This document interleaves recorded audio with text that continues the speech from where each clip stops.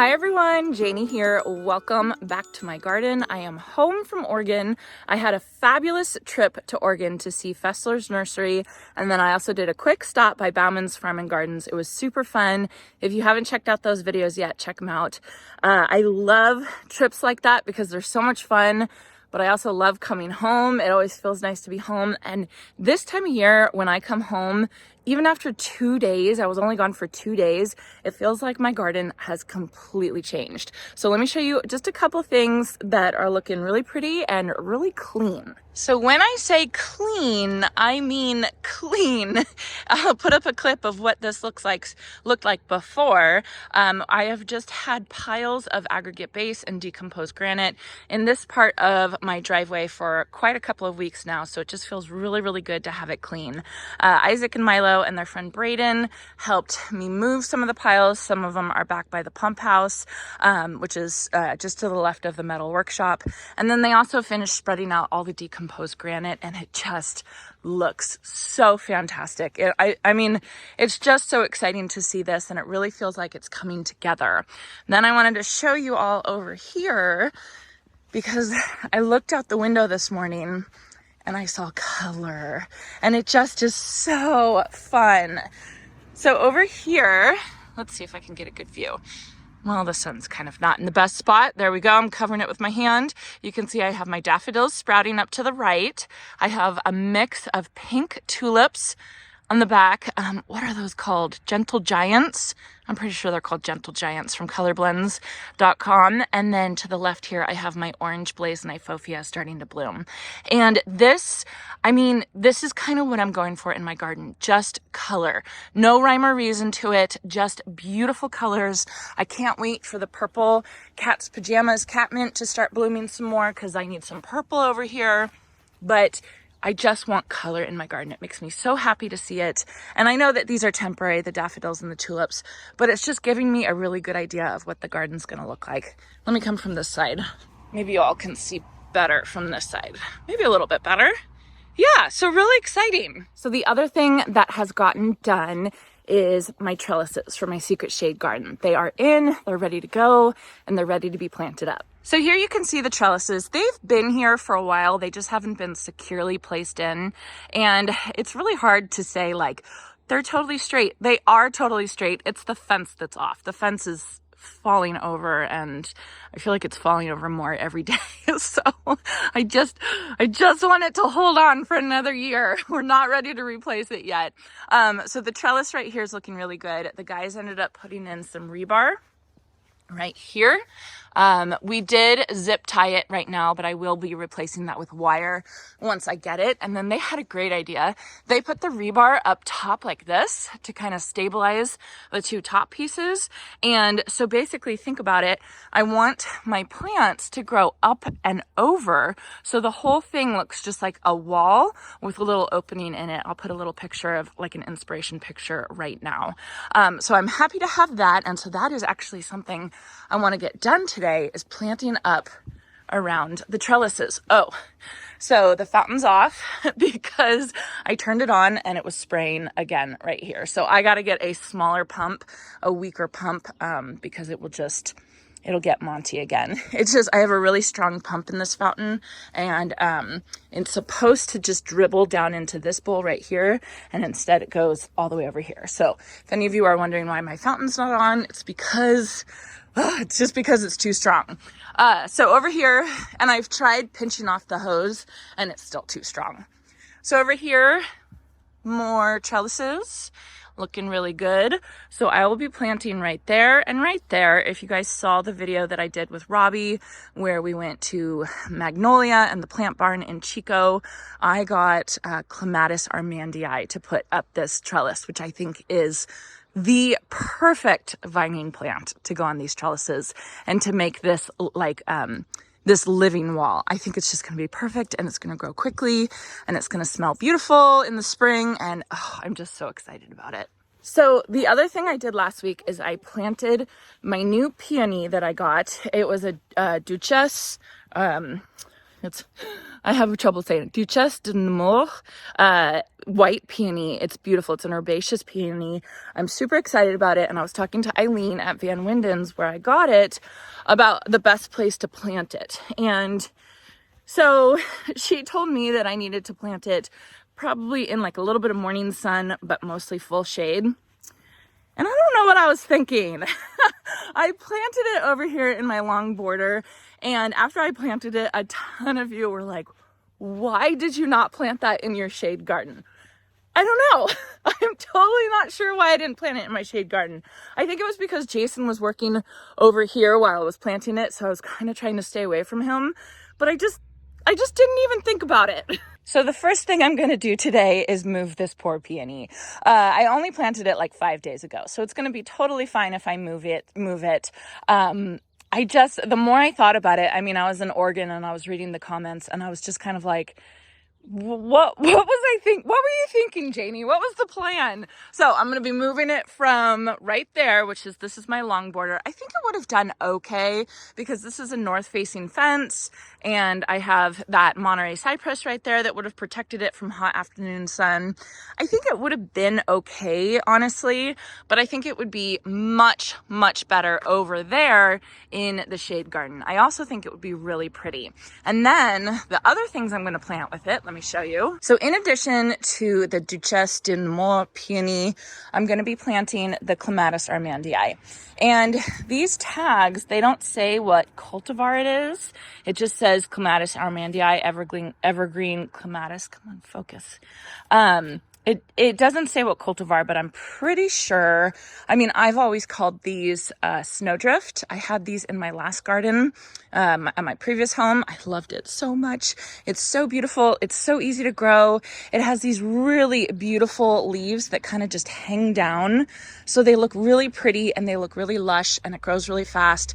I just love vining plants. I'm so obsessed with vining plants. I just think that they're beautiful. So I'm going to call this a snowdrift, but I was looking up other cultivars and it could be something else, but I'm like 99% positive this is snowdrift. So anyway, I'm going to plant these on the trellises. So it'll grow up the trellises. And then look at this plant. Is this not the most beautiful plant you've ever seen? So this is called Pieris japonica. This is the information I have on this plant. Just right there. So I don't know what cultivar this is either, which is really disappointing. I might call the plant barn and see if they know any more information on what cultivars that they had. But basically, it's just the white version of the Pieris japonica. So I've read so much conflicting information on this plant. And I don't know if it's, I'm just not getting the gist of it. But it says some places said it could get 8 to 10 feet tall. Other places said it could get 2 to 3 feet tall. So I'm assuming there's a dwarf version. I have no idea if I have the dwarf version or not. They do like acidic soil. So I am going to amend my planting hole with some of the soil acidifier, which is, I use this for hydrangeas. I had a tiny tough stuff mountain hydrangea, and I wanted them to turn blue, so I used this, and it worked perfectly. But I'm going to use this to acidify the soil because we have pretty neutral to somewhat alkaline soil, so I think it'll benefit from that. The other conflicting information that I was finding online about this plant is the light requirements. So some places were saying full shade to part shade. So 4 to 6 hours of sun, basically. And then other places were saying full sun to morning sun. And you would think, because of my hot sun here in California, that I would be on the full shade to part shade side of things. However, it was my local garden center that said full sun to morning sun. And it was not a local garden center that said full shade. So I kind of didn't really know what to do. And I don't really have much information because I don't know this cultivar. I think I need to do like a deep dive into this plant because I really, really am obsessed with it. I think it is so beautiful, but I don't really know what to do about it. So I'm going to put it in my shade garden for now because I figure that's going to be the best bet for it. And I really think that it's going to be so pretty. It has like these white blooms, and then the white blooms of the Duchesse de Nemours herbaceous peony. I just think it's going to be so beautiful. So I'm going to plant all of those in the secret shade garden today. That's my plan. Let's get started.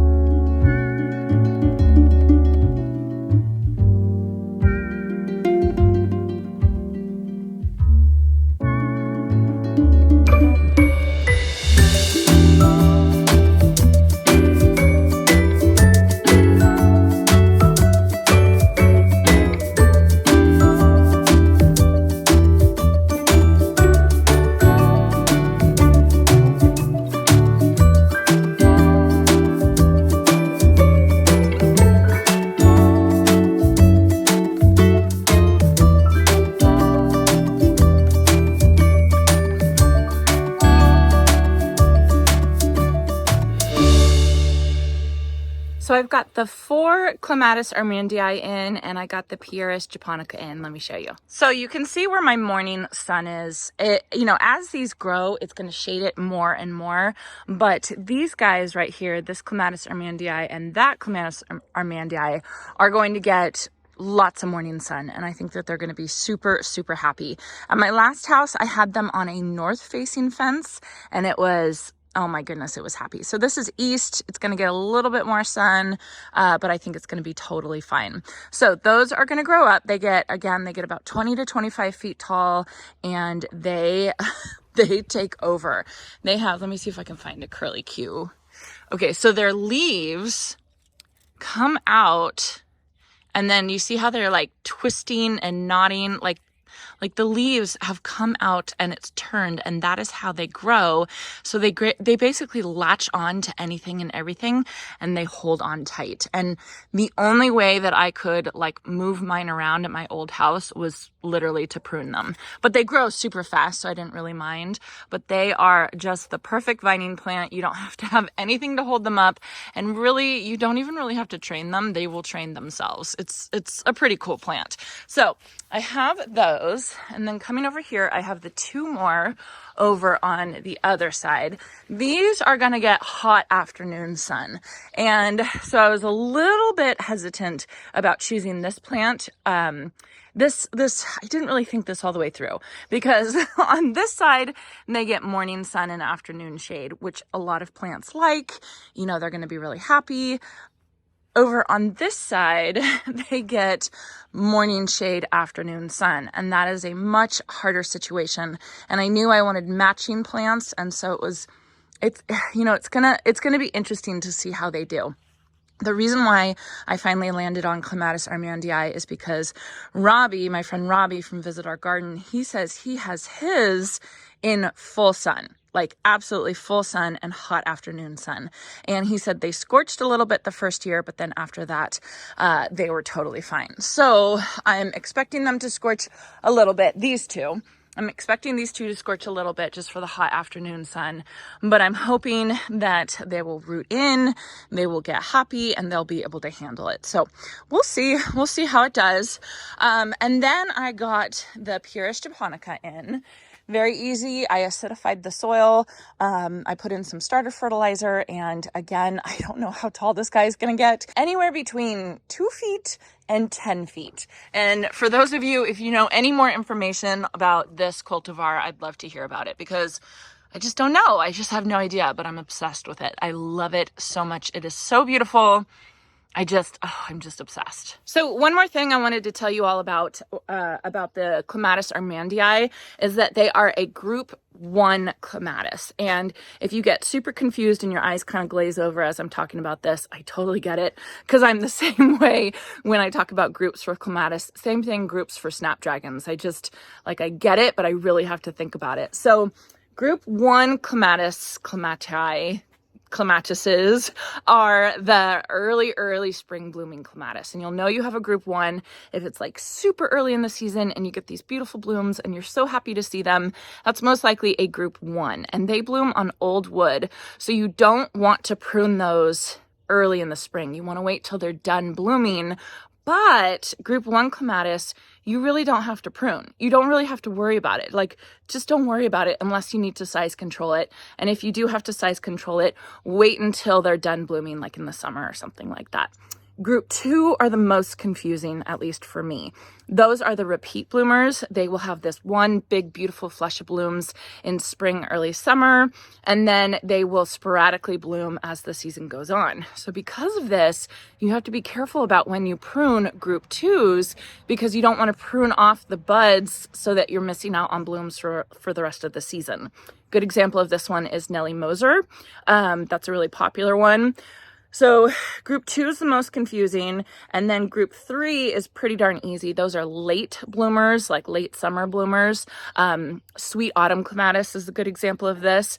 Those bloom on new wood from that year. And so these, you do want to size control them because they get really, really big. And so what you want to do is after they're done blooming, or you can do it really early in the like late winter, early spring, you can just kind of chop them off at the bottom, which is pretty easy as well. So group 1, I think, is the easiest because you literally do nothing. You don't have to worry about them at all unless you want to size control it. Group 2, good luck. It's very confusing for me. You want to like sporadically or like very carefully prune those. And then group 3 at the end of the season or early, you just go and you just chop it all off. So again, Clematis armandii is group 1. I'm not going to worry about pruning these for years until it gets to the point that I need to size control them. Ooh, it's getting bright. I need to get my sun hat. So I am going to go get the peony right now, but I just got a phone call and I am getting a chip drop delivery, another chip drop, which is so exciting. I've been waiting for this. So they're going to do a 1.5 trucks, which is probably, my guess is like 30 cubic yards. So less than I got the first time, but still quite a lot. It's not almond trees, unfortunately, but I'm okay with that. It's, I think he said ash and mulberry and, Chinese pistache is what he said. And then he was really sweet. For those of you who are worried, he said, do you accept oleander? And he said, because I have some oleander I have to cut down. And I said, no, I have a new puppy, and so he'll eat it. And oleander is poisonous for dogs. So anyway, I'm just telling you all this because I've had such good experience with chip drop, and everybody that's called me has been really sweet about it and gone over like what type of chips I'm getting and all that kind of stuff. So he's coming in about 10 minutes and he's going to drop 1 truckload off. And then later today, he'll drop another truckload off. So let me get this peony out real quick and then transplant it over there. Open the gate for them. Look at my weeds. Aren't they beautiful? I have the prettiest weeds. Yeah, I got to come out here and take care of this.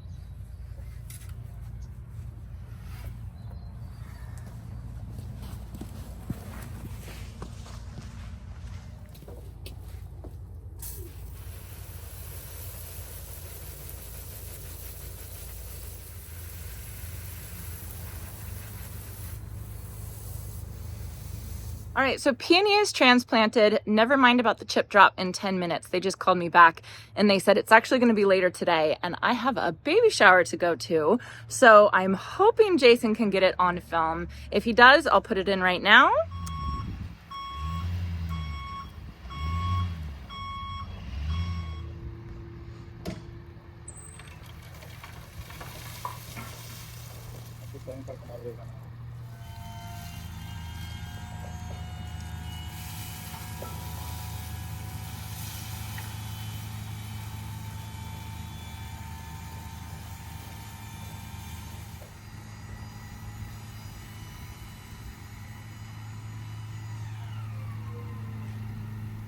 So here's where I ended up putting it. There's the entrance to the front garden, and it's kind of just right there. I wanted to leave some space right here because I do want to put like a really tall evergreen right there. But you can see the morning sun that this area does get. The Pieris is already out of the sun, so that's pretty much all it's going to get during the day. So yeah, I think it's going to be a good spot for it. It seems happy. I did mound it up. I did put starter fertilizer in, just like Eileen recommended. The only thing that I haven't done is I haven't mulched it. So that is the next thing I have to do. And luckily I am getting a chip drop later today. So you can see that the sun is just about past the house where this whole area is going to be shade pretty much for the rest of the day. Now, as the sun gets higher in the sky, as it gets closer to summer solstice, we're going to have a little bit more sun right here. But I think for most of the year, it's going to be probably right around 4 hours of sun on this garden bed and like nothing on this garden bed, bright indirect shade, I will say. So I think that's going to be it for today. I got to get ready for my baby shower that I got to go to. I'm really glad I got the Clematis armandii planted because now it can actually start growing up the trellis and creating the shade garden room, which is really, I'm just so excited to have that. I'm glad I got the Pieris planted because it is just the most beautiful plant. And I really appreciate all of you commenting and reminding me of what a good place this would be for the peony, because I just didn't even think about it. So, you know, sometimes you just don't think things all the way through. At least I don't think things all the way through sometimes, and that's okay. A plant can be transplanted. So thank you for that. As soon as I was reading the comments, I was in Oregon and I was reading the comments to that video where I planted the peony. It was like, yeah, that's a perfect place for it. So I'm glad I got it transplanted. So anyway, I hope you all enjoyed this, and I hope you all have a chance to get in your garden today.